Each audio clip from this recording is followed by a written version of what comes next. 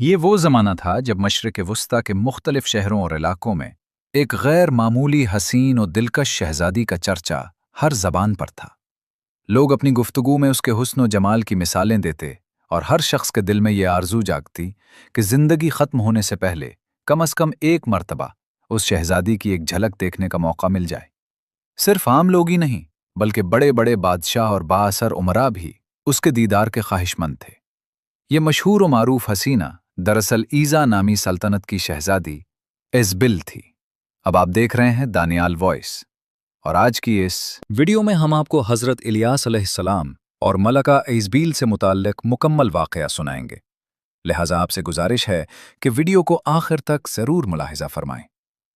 ناظرین، حضرت الیاس علیہ السلام اللہ تعالیٰ کے برگزیدہ انبیاء میں سے تھے۔ آپ کے والد کا نام سبابہ اور والدہ کا نام سفوریہ بتایا جاتا ہے۔ روایات کے مطابق نسب کے اعتبار سے آپ کا خاندان انبیاء بنی اسرائیل سے جا ملتا ہے۔ کہا جاتا ہے کہ آپ کی دادی حضرت موسیٰ علیہ السلام کی بیٹی تھیں اور دادا حضرت ہارون علیہ السلام کے بیٹے تھے۔ ایک قول کے مطابق آپ کا نسب اس طرح بیان کیا جاتا ہے: الیاس بن سبابہ بن ایزار بن ہارون۔ یہاں یہ بات بھی قابل ذکر ہے کہ لفظ الیاس عبرانی زبان سے ماخوذ ہے، جس کے معنی ہیں اللہ کے سوا ہر چیز سے بے نیاز رہنے والا اور نہ بھاگنے والا دلیر انسان۔ ناظرین، حضرت الیاس علیہ السلام تقریباً 900 برس قبل مسیح اردن کے علاقے جلاد میں پیدا ہوئے، وہی خطہ جو بعد کے زمانوں میں بنی اسرائیل کی تاریخ کے کئی بڑے واقعات کا گواہ بنا۔ یہی وہ جلیل القدر نبی ہیں جنہیں اہل کتاب اپنی مذہبی کتابوں میں ایلیا نبی کے نام سے یاد کرتے ہیں۔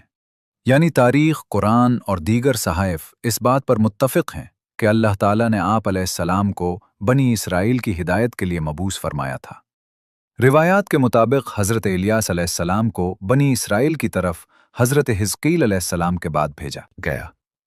ناظرین، یہ وہ زمانہ تھا جب حضرت سلیمان علیہ السلام کی وفات کو کئی سال گزر چکے تھے اور بنی اسرائیل کی عظیم سلطنت 2 حصوں میں تقسیم ہو چکی تھی۔ شمال میں اسرائیل اور جنوب میں یہودیہ کے نام سے 2 الگ ریاستیں قائم ہو گئی تھیں۔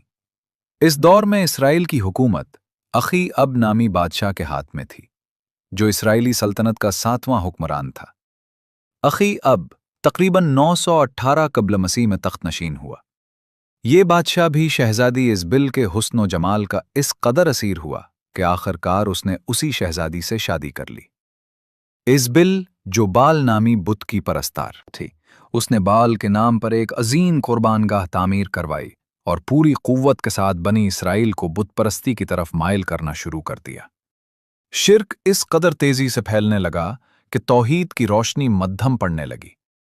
اسی زمانے میں اللہ تعالیٰ کی طرف سے حضرت الیاس علیہ السلام کو حکم ملا کہ وہ اسی سرزمین میں جائیں، قوم کو بیدار کریں اور انہیں اس بڑھتی ہوئی گمراہی اور بت پرستی سے روکیں۔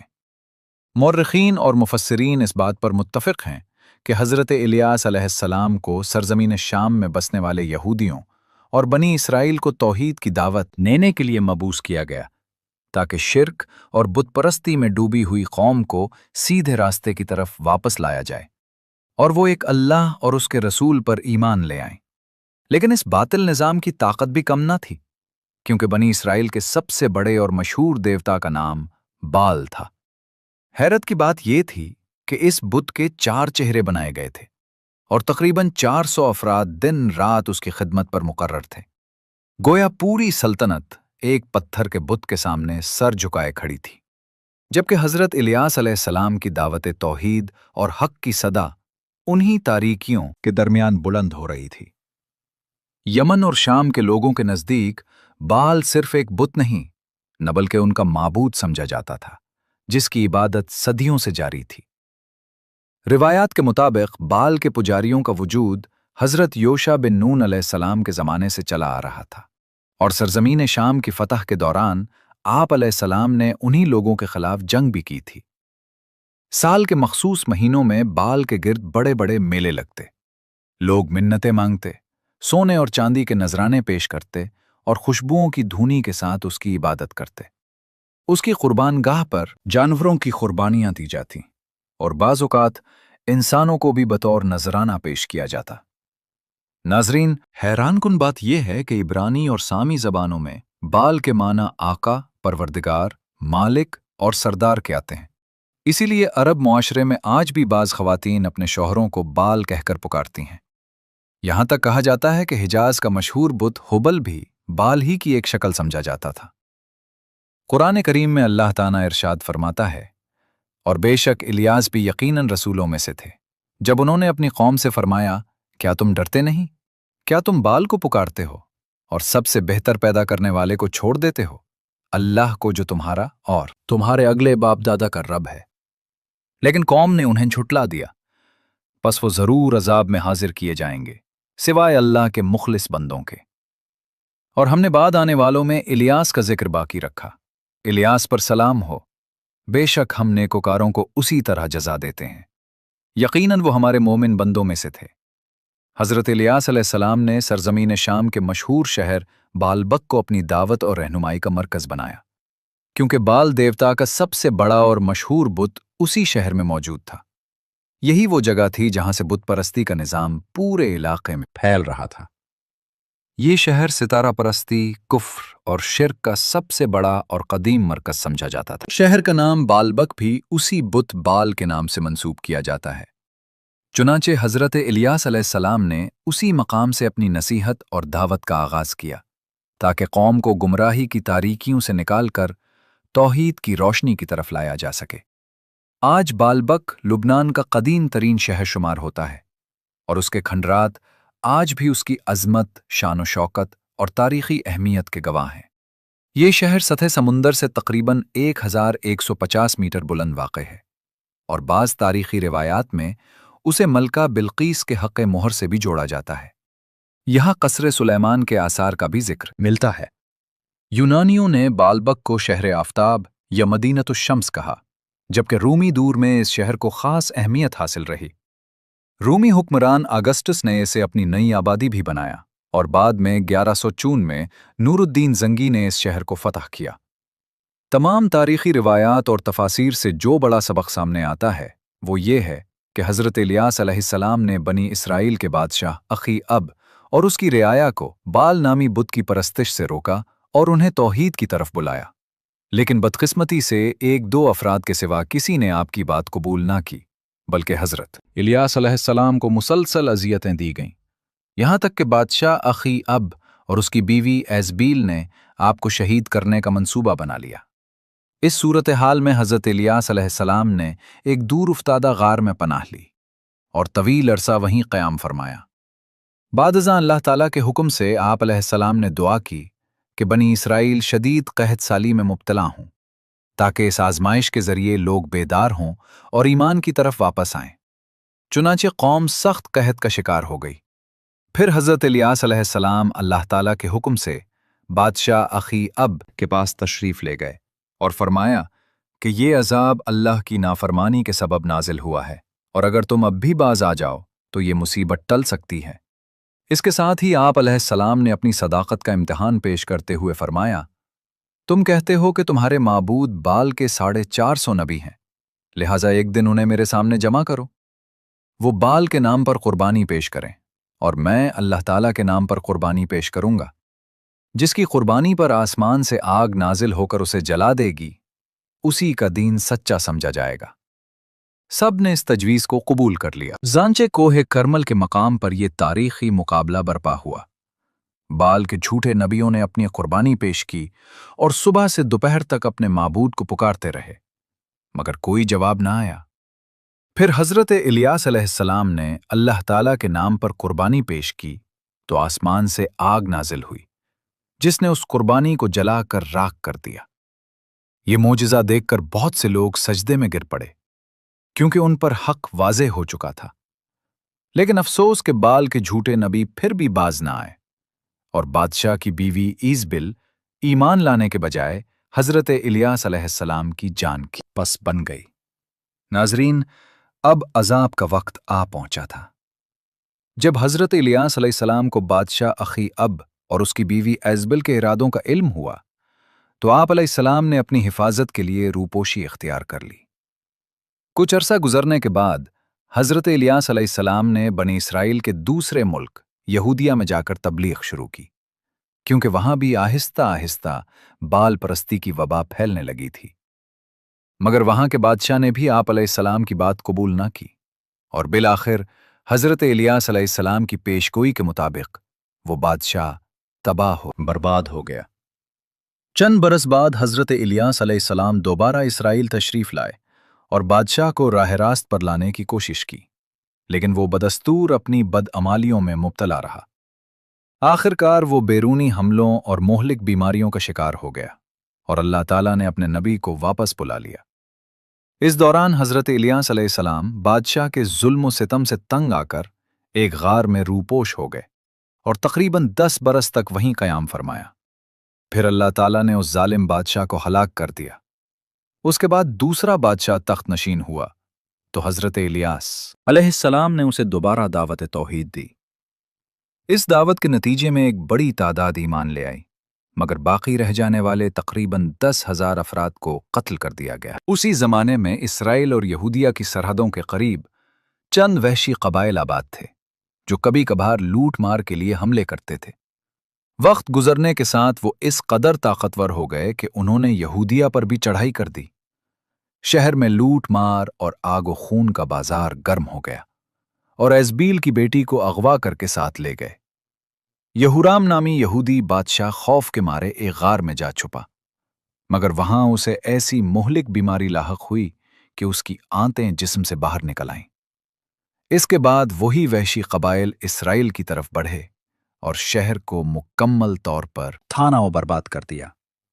اخی اب اور اس کے بیٹے قتل کر دیے گئے، جبکہ ملکہ ایزبیل، جسے اپنی طاقت اور حسن پر بڑا غرور تھا، جب ہلاک ہوئی تو اس کے جسم میں نیزہ پیوست تھا۔ پھر لوگوں نے اپنی آنکھوں سے دیکھا کہ جنگلی کتے اس کی لاش کو نوچ نوچ کر کھا رہے تھے۔ یہ دراصل وہی بددعا تھی جو ایک بزرگ نے اپنی شہادت کے وقت ایزبیل کو دی تھی۔ اس کی موت کے لمحے نہ اس کا معبود کام آیا، نہ لشکر، نہ حسن، اور نہ ہی اس کی طاقت۔ ناظرین، حضرت الیاس علیہ السلام ان عظیم انبیاء کرام میں سے ہیں جنہوں نے اپنی پوری زندگی جاہ و حشمت کو ٹھکرا کر صرف اللہ تعالیٰ کے دین کی دعوت دینے میں گزاری۔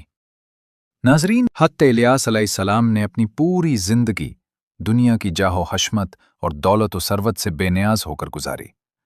آپ نے نہ رہنے کے لیے کوئی عالی شان گھر بنایا اور نہ ہی کھانے پینے کی فکر میں پڑے۔ جو کچھ میسر آ جاتا وہی تناول فرما لیتے، اور اگر کچھ نہ ملتا تو پانی پر ہی گزارا کر لیتے۔ دن کا بیشتر حصہ دعوت و تبلیغ میں گزرتا اور راتیں یاد الہی میں بسر ہوتی۔ جب نیند غالب آتی تو جہاں موقع ملتا وہیں آرام فرما لیتے۔ تاریخی روایات اور بعض سفرناموں میں ذکر ملتا ہے کہ وادی سینا میں واقع جبل طور کے قریب ایک مقام کو الیاس سے منسوب کیا جاتا ہے، جہاں روایت کے مطابق حضرت الیاس علیہ السلام دشمنوں سے بچنے کے لیے روپوش ہوئے تھے۔ آخرکار اللہ تعالیٰ نے حضرت الیاس علیہ السلام کو ایک آتشی گھوڑے پر سوار کر کے آسمان کی طرف اٹھا لیا، اور بعض روایات کے مطابق وہ حضرت عیسیٰ علیہ السلام کی طرح زندہ ہیں۔ بلکہ حضرت کعب الاحبار رحمۃ اللہ علیہ سے یہ روایت بھی منقول ہے کہ 4 انبیاء کرام اب تک زندہ ہیں۔ زمین پر حضرت خضر علیہ السلام اور حضرت الیاس علیہ السلام، جبکہ آسمان پر حضرت عیسیٰ علیہ السلام اور حضرت ادریس علیہ السلام۔ بعض روایات میں یہ بھی بیان ہوا ہے کہ حضرت خضر علیہ السلام اور حضرت الیاس علیہ السلام ہر سال ماہ رمضان میں بیت المقدس میں جمع ہوتے ہیں اور روزے رکھتے ہیں۔ بعض احادیث میں یہ ذکر بھی ملتا ہے کہ غزوہ تبوک کے راستے میں حضور نبی کریم صلی اللہ علیہ وسلم کی ملاقات حضرت الیاس علیہ السلام سے ہوئی۔ ناظرین، یہاں یہ بات بھی واضح رہے کہ بعض مفسرین کی ایک چھوٹی جماعت نے یہ رائے پیش کی ہے کہ حضرت الیاس علیہ السلام دراصل حضرت ادریس علیہ السلام ہی کا دوسرا نام ہے، جبکہ بعض نے یہ بھی کہا کہ حضرت الیاس علیہ السلام اور حضرت خضر علیہ السلام ایک ہی شخصیت ہیں۔ تاہم بہت سے محققین نے ان آراء کی تردید کی ہے، کیونکہ قرآن کریم میں دونوں کا الگ الگ ذکر موجود ہے، اس لیے انہیں ایک ہی شخصیت قرار دینے کی کوئی مضبوط دلیل نہیں ملتی۔ حافظ ابن کثیر رحمۃ اللہ علیہ نے بھی اپنی تاریخ میں دونوں کو الگ الگ نبی قرار دیا۔ حضرت ادریس علیہ السلام کو حضرت نوح علیہ السلام کے بعد اور حضرت ابراہیم علیہ السلام سے پہلے نبوت عطا ہوئی، جبکہ حضرت الیاس علیہ السلام کو بنی اسرائیل کی ہدایت کے لیے مبعوث کیا گیا، اور آپ کا زمانہ حضرت موسیٰ علیہ السلام کے بعد کا ہے۔ اس طرح دونوں کے درمیان صدیوں کا فاصلہ ہے۔ امام تبری رحمۃ اللہ علیہ لکھتے ہیں کہ حضرت الیاس علیہ السلام دراصل حضرت علیسیٰ علیہ السلام کے چچازاد بھائی تھے، اور آپ کی بعثت حضرت حزقیل علیہ السلام کے بعد ہوئی۔ یہ علمی وضاحت اس بات کو سمجھنے میں مدد دیتی ہے کہ حضرت الیاس علیہ السلام، حضرت ادریس علیہ السلام اور حضرت خضر علیہ السلام تینوں الگ الگ انبیاء ہیں، اور ہر ایک کا اپنا مخصوص زمانہ اور مقام ہے۔ بلکہ حضرت خضر علیہ السلام اور حضرت الیاس علیہ السلام کی موجودگی کا ایک واقعہ سیرت کی کتابوں میں بھی مشہور ہے۔ جب حضور خاتم النبیین صلی اللہ علیہ وسلم نے اس دنیا سے پردہ فرمایا تو حضرت ابوبکر صدیق رضی اللہ عنہ حاضر ہوئے، دل سے انا للہ و انا الیہ راجعون پڑھا، پھر اپنے محبوب آقا رسول اللہ صلی اللہ علیہ وسلم پر درود شریف پڑھتے ہوئے آپ کے فضائل بیان کرنے لگے۔ گھر والوں کے رونے کی آوازیں بلند ہونے لگیں، اور یہ آہیں مسجد میں موجود نمازیوں تک بھی پہنچنے لگیں۔ جب بھی حضرت ابوبکر صدیق رضی اللہ عنہ آقا مصطفیٰ صلی اللہ علیہ وسلم کے فضائل بیان کرتے، گریہ و زاری اور بھی بڑھ جاتی۔ اسی اثنا میں ایک باوقار شخص دروازے پر آیا اور بلند آواز سے کہا، السلام علیکم اے گھر والو، اللہ کا فرمان ہے کہ ہر جان کو موت کا مزہ چکھنا ہے۔ یہ الفاظ سن کر سب حیران رہ گئے۔ سب نے غور سے سننے کی کوشش کی، مگر یہ سمجھ نہ سکے کہ آواز دینے والا کون ہے۔ جب محفل میں خاموشی چھا گئی تو وہ آواز بھی تھم گئی۔ کچھ دیر بعد دوبارہ ایک پراثر آواز سنائی دی، اے گھر والو، ہر حال میں اللہ کا ذکر کرتے رہو اور اس کی حمد و ثنا بیان کرو، تاکہ تمہارا شمار اس کے مخلص بندوں میں ہو۔ آزمائش کے وقت اللہ کی یاد صبر عطا کرتی ہے، اور محبوب چیز کے چھن جانے پر بھی جو اللہ کو یاد رکھے اسے عظیم اجر عطا ہوتا ہے۔ اسی کی اطاعت کرو اور اس کے حکم پر قائم رہو۔ اس پر حضرت ابوبکر صدیق رضی اللہ عنہ نے فرمایا کہ یہ دونوں آوازیں حضرت سیدنا خضر علیہ السلام اور حضرت سیدنا الیاس علیہ السلام کی تھیں، جو بارگاہ رسالت میں حاضر ہوئے تھے۔ روایات میں یہ بھی آتا ہے کہ ایک مرتبہ حضرت الیاس علیہ السلام حضور اقدس رسول اللہ صلی اللہ علیہ وسلم کے لشکر کے ساتھ ایک غار میں موجود پائے گئے، جہاں وہ دعا کر رہے تھے، اے اللہ، مجھے احمد صلی اللہ علیہ وسلم کی امت میں شامل فرما دے، وہ امت جس پر تیری رحمتیں اور برکتیں نازل ہوتی ہیں اور جس کی دعائیں قبول کی جاتی ہیں۔ اسی موقع پر حضرت الیاس علیہ السلام نے پیارے آقا رسول اللہ صلی اللہ علیہ وسلم کی خدمت میں سلام بھی پیش کیا۔ حضور اقرا صلی اللہ علیہ وسلم نے انہیں گلے لگایا، اور دونوں مقدس ہستیاں غار میں بیٹھ کر باہم گفتگو کرتی رہیں۔ بعض روایات میں یہ بھی ذکر ملتا ہے کہ صلح حدیبیہ کے موقع پر ہونے والی بیعت رضوان میں بھی حضرت خضر علیہ السلام اور حضرت الیاس علیہ السلام موجود تھے، جو اس بات کی علامت ہے کہ یہ دونوں انبیاء اللہ تعالیٰ کے خاص مقرب بندوں میں شمار کیے جاتے ہیں، اور تاریخ نبوت میں ان کا مقام ہمیشہ بلند رہا ہے۔ ناظرین، حضرت الیاس علیہ السلام ایک عظیم المرتبت نبی اور اللہ تعالیٰ کے نہایت محبوب بندے تھے۔ آپ کا قد بلند، سر مبارک بڑا، جسم دبلا پتلا اور پیٹ اندر کی طرف تھا، جبکہ ٹانگیں باریک اور جلد خشک و کھردری تھیں۔ سر مبارک پر ایک سرخ تل تھا جو آپ کی خاص پہچان سمجھا جاتا تھا۔ اللہ تعالیٰ نے آپ کو 70 انبیاء کی قوت عطا فرمائی تھی، اور غضب و جلال اور قوت و طاقت میں آپ کو حضرت موسیٰ علیہ السلام کے مشابہ قرار دیا جاتا ہے۔ شکل و صورت میں بھی آپ میں حضرت موسیٰ علیہ السلام سے مماثلت بیان کی جاتی ہے۔ آپ کی کرامات کا یہ عالم تھا کہ آگ، پہاڑ اور جنگل کے شیر تک آپ کے تابع ہو جاتے تھے۔ یہ تمام واقعات ہمیں حضرت الیاس علیہ السلام کی روحانی عظمت، نبوی قوت اور اللہ تعالیٰ کی خاص عنایت کا اندازہ دلاتے ہیں۔ دوستو، حضرت الیاس علیہ السلام کی زندگی ہمیں یہ عظیم سبق دیتی ہے کہ انسان چاہے خوشحالی میں ہو یا تنگی اور آزمائش کے حالات میں، ہر حال میں اللہ رب العزت کی رضا کو مقدم رکھنا چاہیے۔ ناظرین، یہ بات نہایت قابل غور ہے کہ حضرت آدم علیہ السلام سے لے کر حضور سرور کائنات محمد مصطفیٰ صلی اللہ علیہ وسلم تک جتنے بھی انبیاء اور رسول دنیا میں تشریف لائے، ان سب کی بنیادی ذمہ داری یہی تھی کہ انسانوں کو انسانوں کی غلامی سے نجات دلائیں और उन्हें अल्लाह ताला की वहदानियत और किब्रियाई से आशना करें। उनका मकसद ये था कि हर इंसान अपनी पेशानी सिर्फ खालिक हकीकी के सामने झुकाए और उसी एक अल्लाह की इबादत करे। हमें कुरान हकीम और दीगर आसमानी सहाइफ से मालूम होता है कि अंबियाए किराम की हर घड़ी उसी जद्दोजहद में गुजरी। वो अपनी कौमों को तौहीद की दावत देते, लोगों को शिर्क और बुतपरस्ती से रोकते और उन्हें हक के रास्ते की तरफ बुलाते रहे। इस राह में उन्हें सख्त तरीन आजमाइशों और अजियतों का सामना करना पड़ा, जिन्हें सुनकर इंसानियत का दिल कांप उठता है।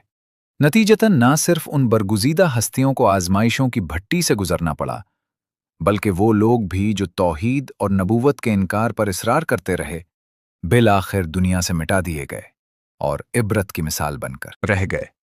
कुरान करीम में कौम आद, कौम समूद और आले फिरौन के अंजाम का जिक्र इसीलिए किया गया है ताकि लोग इन वाक़यात से सबक हासिल करें और अल्लाह ताला की तरफ रुजू करें। अल्लाह रब्बुल इज़्ज़त फरमाता है कि जब तुम मुसीबत में अल्लाह को पुकारो तो यकीन रखो कि वही ज़ात हाजतें पूरी करने वाली और दुआएं सुनने वाली है। लिहाजा हमें अपनी मुश्किलात में सिर्फ उसी रब को पुकारना चाहिए और अंबियाए कराम अलैहिमुस्सलाम की ज़िंदगी हमारे लिए बेहतरीन नमूना है। हम अगर उनकी सीरत से सबक हासिल करें तो अपनी ज़िंदगी को खूबसूरत, बामकसद और कामयाब बना सकते हैं और दोनों जहानों में अल्लाह ताला की रज़ा हासिल कर सकते हैं। अगरचे हज़रत इलियास अलैहिस्सलाम और उनकी कौम का वाक़या कुरान मजीद में मुख्तसर बयान हुआ है, मगर इसमें हमारे लिए बड़ा सबक मौजूद है। बनी इसराइल की ज़हनियत इस कदर बिगड़ चुकी थी कि दुनिया की कोई बुराई ऐसी ना थी जिससे वो दूर रहते और कोई गुमराही ऐसी ना थी जिसमें वो मुब्तला ना होते।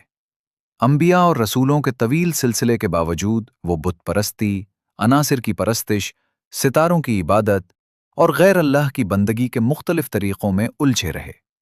कुरान करीम में बनी इसराइल के इन वाक़यात के ज़रिए जहां उनकी गुमराही और बदबख्ती वाज़े होती है, वहीं हमें ये नसीहत भी मिलती है कि अब जबकि नबूवत का सिलसिला ख़त्म हो चुका है और ख़ातमुन नबिय्यीन हज़रत मोहम्मद मुस्तफ़ा सल्लल्लाहु अलैहि वसल्लम की बेसत और कुरान करीम के आखिरी पैगाम ने दीन को मुकम्मल कर दिया है, इसलिए हमारे लिए ज़रूरी है कि हम अल्लाह ताला के अहकामात को मजबूती से थामें, अपनी ज़िंदगी को गुमराही और कजरवई से बचाएं और इसके अहकाम की नाफरमानी से इज्तनाब करें।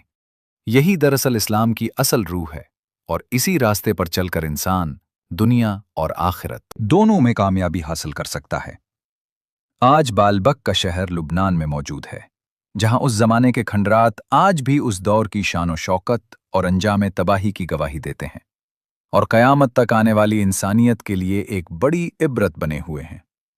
आखिर में हमारी दुआ है कि अल्लाह रब्बुल इज़्ज़त हज़रत इलियास अलैहिस्सलाम को उम्मत मुस्लिमा की तरफ से बेहतरीन जज़ाए खैर अता फरमाए। आमीन या रब्बुल आलमीन।